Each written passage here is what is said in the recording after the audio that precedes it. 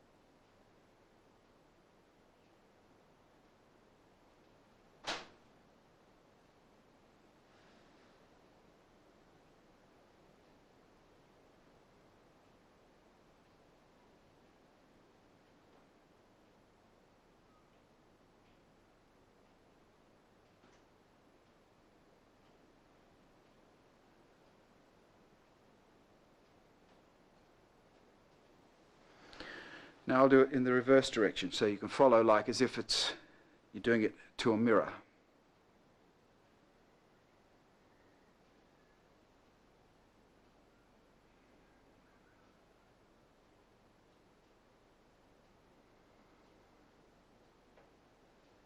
There's no need to learn it in the reverse direction just yet, but you should, with this form, learn it in the reverse direction once you've learnt the whole movement in the one direction.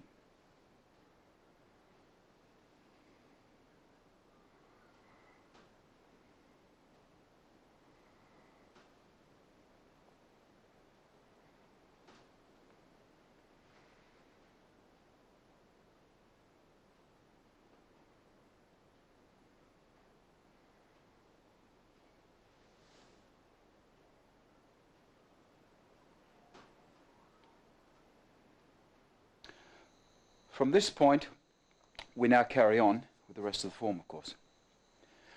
From here, you simply sit back and do much the same movement that you've just done when you sat back, except this time the left hand folds across your chest. See how it doesn't go like this? It doesn't lose its looseness like this. It's exactly the same as that move from here when you just did this, sit back ready, except that now the left hand simply bends. See, it doesn't lose its shape. Must make sure it doesn't lose its shape. And the back of the fingers here touch the inside of the right elbow as you breathe in. So you've breathed out here. You breathe in as you sit back. This next movement is all out. You swing your left hand out to the left as your right toes come around 90 degrees and point to the north. So you're now standing pigeon-toed. See how the right foot is no further forward to the north than the left heel. If it is, then it's an incorrect stance to begin with. So I've sat back, breathed in, both hands flex out as you swing around to the northwest. When your left hand gets into the northwest, your right hand comes over like a windscreen, see, like a windscreen washer, like this. So they both come around like this. Your right hand comes over and in and points in to your left elbow. So you've got a big circle out here pointing back towards your shoulder and a small circle in here. Your weight is now on your left leg. And your hips, not your hips, your hips are pointing to the north, but your shoulders, your waist is turning to the northwest. From here, you continue that out breath. Don't do this. Change the weight, then move the hands. This hand movement, you do that circle, it's like you're doing a big circle, like you're doing a milk churn or something. It comes over. Now this circle comes into your chest, hands over each pectoral. That's when you should be passing through being double weighted. In Tai Chi, you must never ever be double weighted standing there. You have to pass through double weightedness, of course, but there must be never a time when you're just standing there double weighted, except of course for the beginning and very end.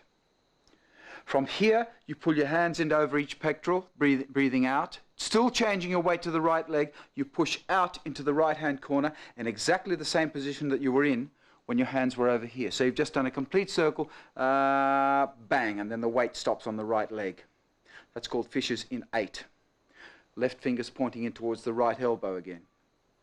From here, that was an out breath. You breathe in as you turn your right palm up and turn your left palm in to touch on the inside of your right elbow. It's an in breath. You hook your fingers, all your fingers hooked together and bend at the wrist and do a counterclockwise circle down, and now you push your hand through that circle. As you do that push, your left fingers leave because you're going to pick up your left foot now, heel and toe together, turn right around towards the west, raising your left wrist slightly. You place your heel down as far as it'll go naturally. As soon as the heel touches down, you bring your weight forward, slowly release that yang energy from your left hand all the way through, having a towel palm hand at the last minute. Your back toes come around by 45 degrees. At this point, your left elbow is over your left knee, your left finger is under your nose, and your right elbow is over the back side of your right knee, and the right hook is pointing into the northeast corner with 70-30 weighting, 70 on the front leg, 30 on the back. Your hips can be a little bit off to the right here at this point. Now I'll just repeat that movement for you so you can see it moving, because I may not have time to put myself doing the whole form on here, because that takes 25 minutes itself. Move out of the way a little bit just to get it all in. In breath, out,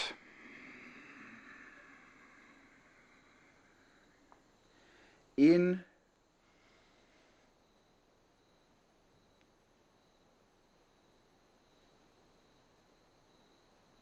out.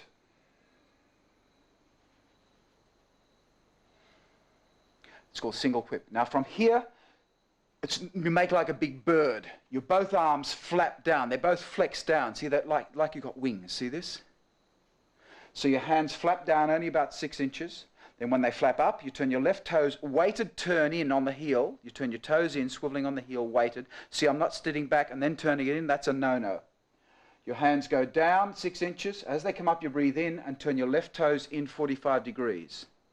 Your hands now begin to flex downwards, like you're going to sort of scoop something up, like this, like scooping some sand up. But as your hands catch up to your right leg picks up off the ground, and you place your heel on the ground, no weight on it, as your both hands come down to the front. Now this is a heel stance. Notice the distance. It's only half shoulder width between the ankles if I brought them back. There's no weight on that heel. So from here again, the hands come down, in breath, out breath.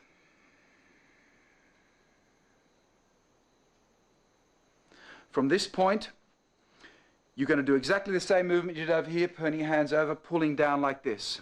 So from here, you turn your left hand up, your right hand down, and you pull them down, and turn your hips to the left-hand corner as you breathe in.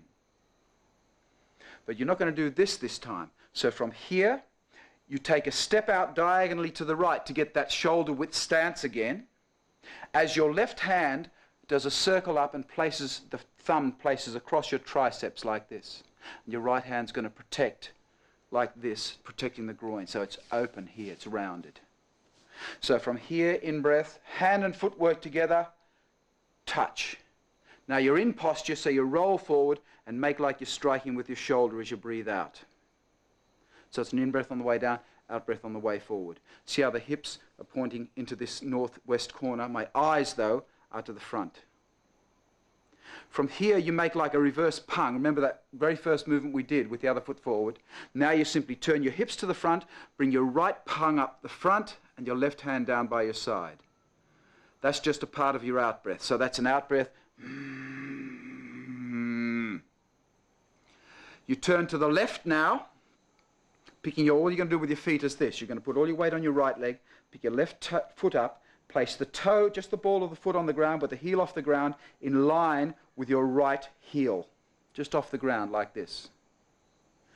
What's going to happen with your hands is your right hand's simply going to come up and over like a little hook, like this, like as if you're saluting. The correct position for this right hand is, if you move it right away, I can't see it out of my peripheral vision. If I move it in, there I can see my thumb out of my peripheral vision, just out the right-hand side of my head. The left hand hasn't moved. It's just gone around to the side like this. So that whole movement from there goes in-breath, out, in, out, in, out. This is what that movement looks like, this posture. Stork spreads wings. This is what it looks like from the front, like so. So I'll do it from here so you can see what I'm doing. From here, it comes up. There's no weight on that front foot whatsoever. And notice there is no distance laterally between your heels.